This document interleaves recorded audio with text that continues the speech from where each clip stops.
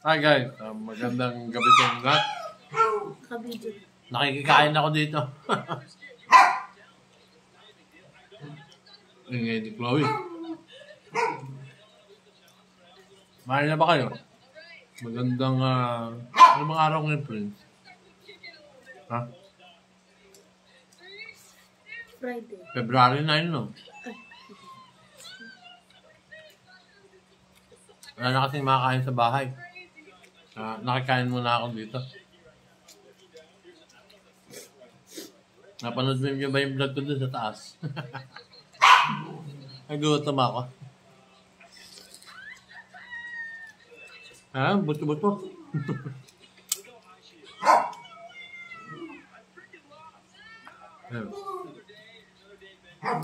Ulam namin buto-buto. Nilaga.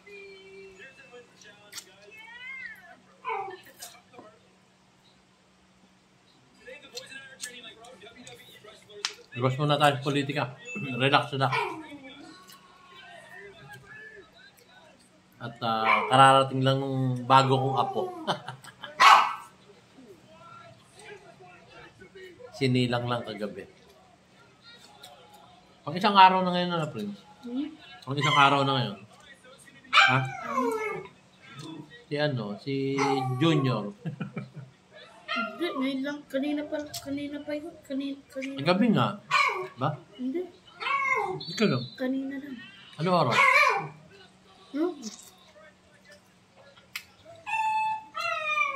Alam ko, kagabi. O kanina lang. Wala pa isang araw, ano?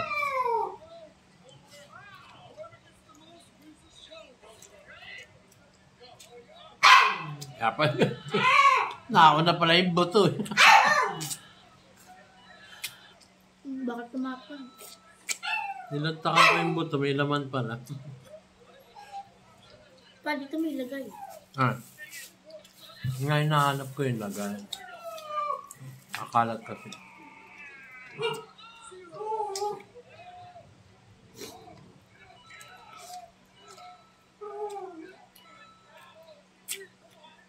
Nakaraw ng walang tubig yung swimming pool. Tagal na.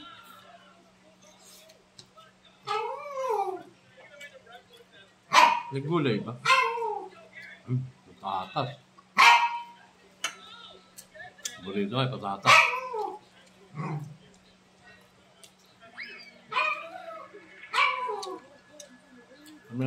Masarap yung kasabay mo yung apo mo pagkain.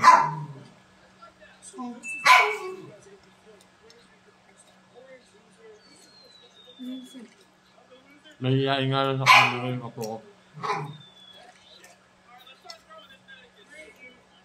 Pero, player na ng basketball.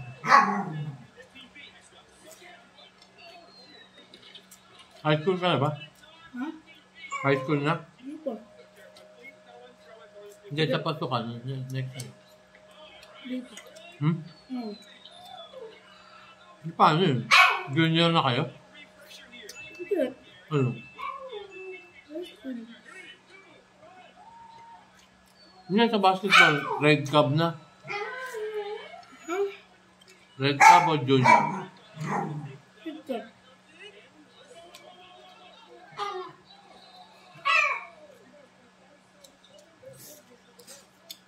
Harap ng feeling ng kaharap mo yung apo mo. Sa pagkain. Nakaka-relax.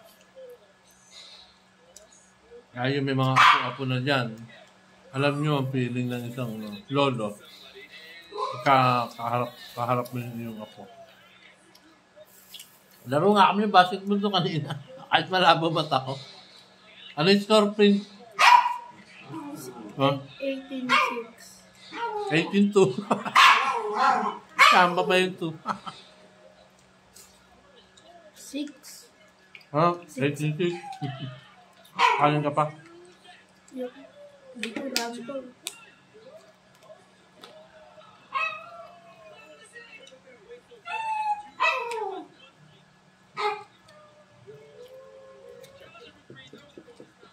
Iba pa ka ng pagka may apo na kayo, yung mga kabataan dyan. Nagka-apo na kayo. Yung sarap ng feel. Lalo pagka kayo naglalaro. Naglalaro kayo ng apo mo. Masarap yung pakiramdam. Di ba? Yung may mga anak dyan. Siyempre, mga bata pa anak nyo. Kalaroin nyo. Ang sarap ng feeling, di ba? Pagkanda yung mga anak-anak nyo. Pero once na magkaapo na kayo, mas masarap sa kalooban. Totoo yan. Alam yan ng mga lolo na katulad ko.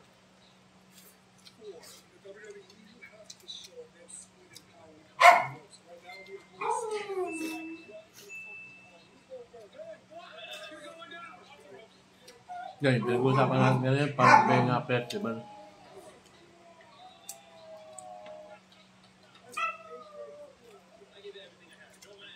Ako kasi guys, pag kumakain ako, nakakamay lang. Ayoko nung ayoko nakakutsara. Mas masarap yung nakakamay. Sosyal yung mga Hindi naman sa sosyal, kaya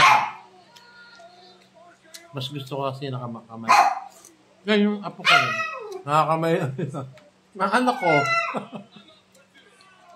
Hindi kami sanay yung nakakutsara. Sanay. Sanay ka ba? Bagay, nagka-chopstick ka yan,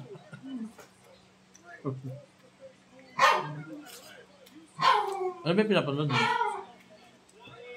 Kanin ka pa? Ha?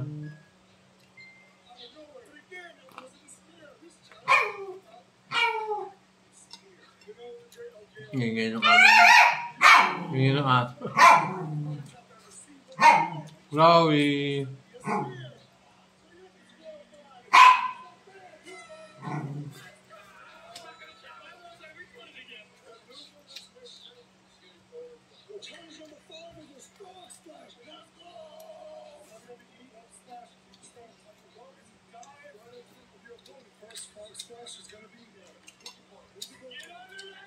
Yun, nilagang baboy yung aming ulam.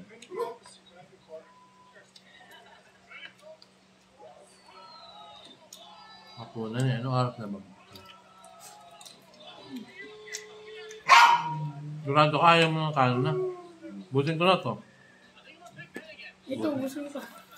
Ay, ako nga. Busin mo yan. Hindi ko na. Sige na ako. Binubusog ako ng apo ko.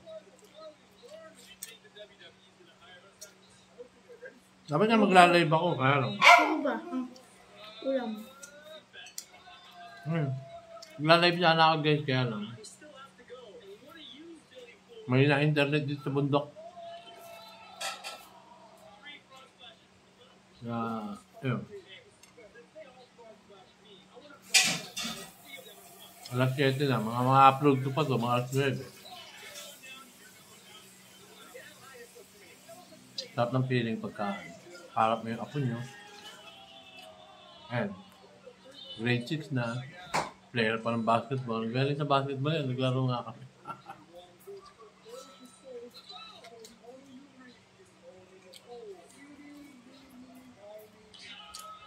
Minsan, ngayon mapapatunayan mo yun, Nung pag tinanong ka halimbawa, nakakilala mo.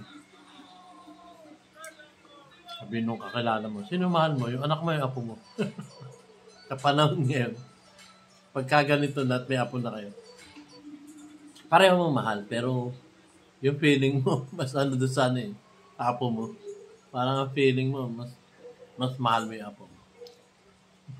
Mas mahal mo rin yung anak mo. Kaya, siyempre, alam mo yun,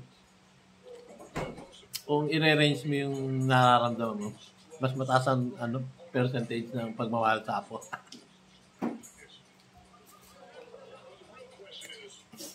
Ganon guys.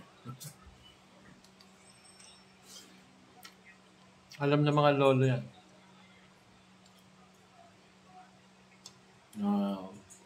Pag ikukumpara mo ba? Kasi nasa isip mo yun, sabi mo. Parang iba yung pagmamahal pagmamahal sa apo kaysa doon sa anak. Mas Kasi siyempre, napalaki mo na yung mga anak mo eh. Mahal mo pa rin, although, eto, mga bagong generasyon, yun, mas mahal. Mas mahal talaga ng mga lolo yung apo. Maraming aayon sa akin mga lolo, na katulad ko.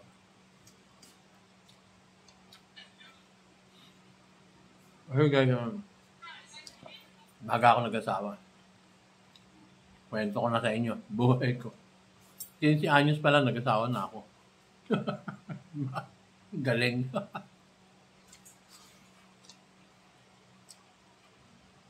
15 anyos, grabe. Ano? Kaya yung panganay kong anak, parang barkada ko lang. Parang barkada ko lang. Parang kami magkapatid. Ganun.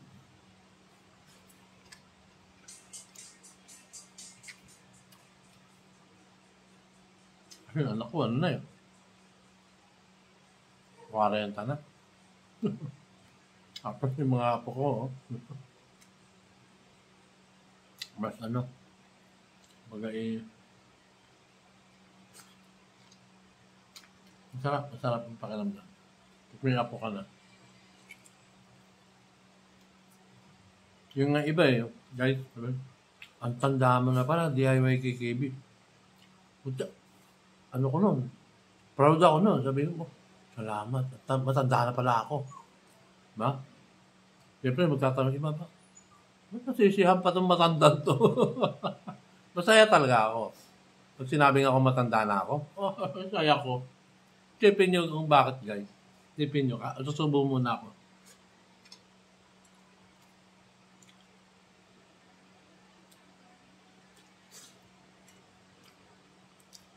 Kasi pag sinabi kang matanda ka na,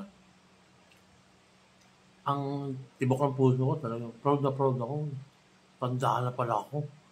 Saya ko nun. Bakit kanyo?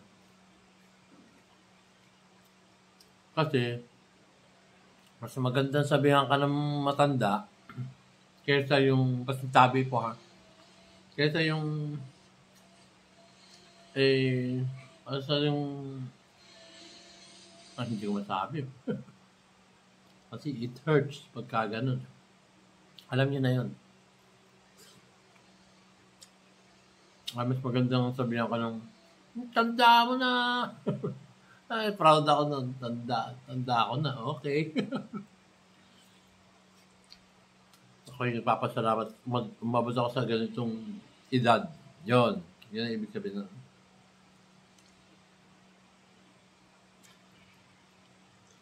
Kasi nakakalungkot hindi mo sinapit ang pagkatanda. Alam niyo na ibig sabihin na. Kaya proud akong sabihan ako ng matanda na ako.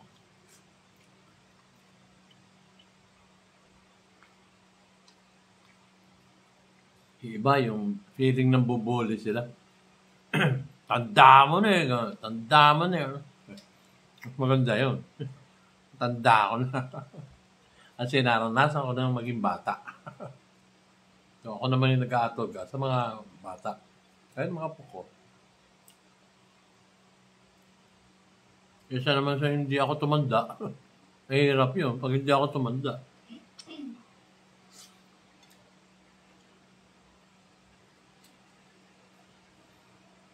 Yung nakasama ko tuloy si Tatay Diggs.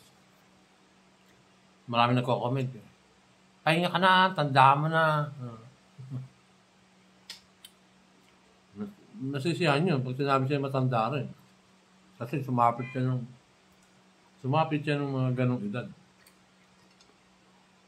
Ano nga, sila 80 na yun. Yun ang abang ako sa sarili ko kung abot ako na 80. Excuse me.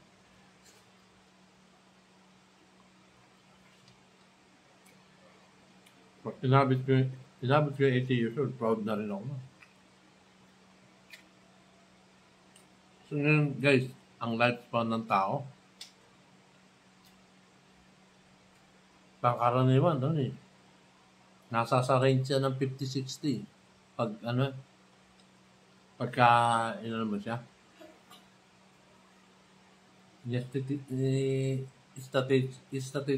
Ano? Statistic. Ano, ang edad ng tao, nagre-range na lang sa 50 to 60 years old. Palad mo na pag nag-senior ka ngayon, panahon na to. Dahil bakit kanya? Yung panahon nun, ang pagkain nun, wala pang chemicals. Like for example, yung baboy, yung manok. Ano ba ang pagkain ng baboy manok ngayon? Nung araw, ang pagkain ng baboy nun, yung kaning baboy talaga. Yung mga tira-tira ng mga kapitbahay. So, yung nag-aalaga ng baboy, pupunta na yun sa mga kapitbahay namin. Meron kaming lata ron na nakalagay dun sa tabi ng bahay. Doon namin nilalagay ng mga latak namin sa pagkain. Yung mga tira-tira namin. Yun. Doon namin lalagay sa lata. Yun namang nag-aalaga ng baboy. Kukunin sa mga kapitbahay, araw-araw yun. Umaga, gabi, o tanghali, gabi, gano'n. So, yun ang nagiging pagkain, kanin baboy. Yung panahon na yun. So, yun naman, pagka siya marami-raming nagbibigay yun. Ano ba, nagbenta na niya yung baboy niya. Bibigay yun kahit mga 1 kilo, kalating kilo, nung araw yan.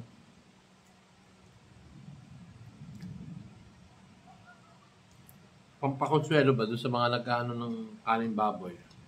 Yung nagbibigay na isang residente. Kami naman, layo-layo kami ng bahay nung araw. Puro palayan pa dito sa aming lugar, dito sa Tanay. Bundok na bundok. Ngayon, dami ng subdivision. Nakikita yung kalbo ko. Baka mapagkamalan akong kalbo.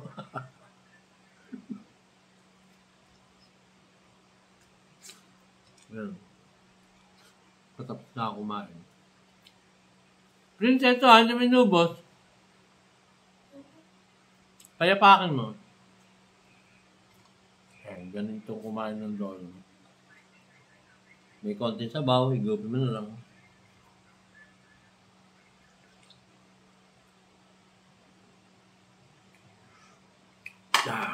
Hindi nakaraos.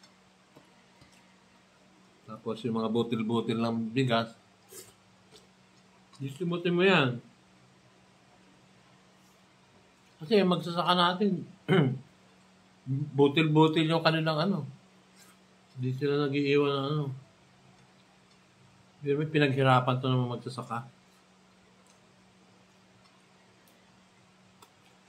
Gaya nga nung kantang magtanim may deep biro, maghapong nakayuko. Di naman nakaupo.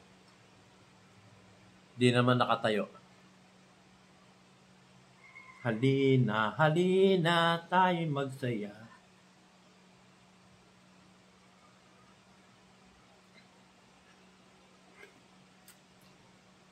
I make sure na talagang linis na linis. Kasi bawat butil ng bigas, mahalaga guys.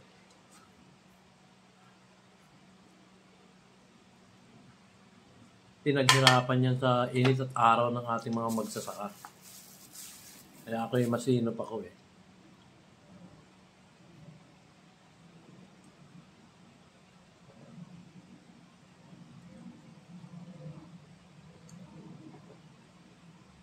Ako, nakain ko pa yung kapraso buto.